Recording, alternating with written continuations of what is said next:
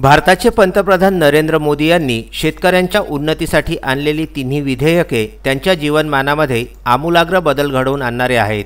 त्यामुळे विरोधकांना पोटशूळ उठलेले असून ते करीत असलेला विरोध केवळ राजकीय हेतूने प्रेरित असल्याची बाब शेतकऱ्यांच्या निदर्शनास आणून देण्यासाठी पक्षाच्या प्रत्येक कार्यकर्त्यांनी त्यांच्या बांधावरती जाऊन वास्तविकतेची कल्पना देणे नितांत गरजेचे असल्याचे प्रतिपादन शेतकरी संवाद अभियान प्रमुख लक्ष्मण ठक्करवाड यांनी केले।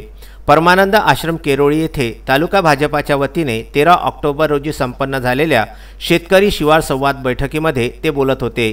या कार्यक्रमाच्या अध्यक्षस्थानी माहूरचे श्याम महाराज भारती हे होते, तर प्रमुख मार्गदर्शक म्हणून जिल्हाध्यक्ष व्यंकट गोजेगावकर, आमदार भीमराव केराम, राजेश देगलूरकर, युवा मोर्चाचे जिल्हाध्यक्ष ॲडव्होकेट किशोर देशमुख, ओबीसी आघाडीचे जिल्हाध्यक्ष बाबूराव केंद्रे, आदिवासी आघाडीचे जिल्हाध्यक्ष गोविंद अंकुरवाड, विद्यार्थी आघाडीचे डॉक्टर अमोल ढगे, धरमसिंग राठोड, सुधाकर भोयर, प्रफुल्ल राठोड, युवा नेते ॲडव्होकेट रमण जायभाये, संध्या राठोड यांचेसह अनेक मान्यवरांची व्यासपीठावर उपस्थिती होती। गेल्या 70 वर्षांमध्ये सर्वाधिक काळ सत्ता भोगलेल्या काँग्रेस पक्षाने शेतकऱ्यांच्या उत्थानासाठी कोणतेही ठोस धोरण राबविले नाही। त्यामुळे देशाच्या पालनहारावर आज आत्महत्येची पाळी असल्याचे वास्तव अधोरेखित करून शेतकऱ्यांसाठी तिन्ही विधेयके ही कशी लाभदायक आहेत याचे सखोल मार्गदर्शन माधव उचेकर यांनी आपल्या प्रास्ताविकातून केले, तर ॲडव्होकेट किशोर देशमुख यांनीही विधेयकाच्या फायद्याबाबत विपुल मार्गदर्शन केले। या शिवार संवाद बैठकीसाठी किनवट भाजपाचे तालुकाध्यक्ष संदीप केंद्रे, किनवटचे नगराध्यक्ष आनंद मच्छेवार, किनवट पंचायत समितीचे सदस्य निळकंठ कातले,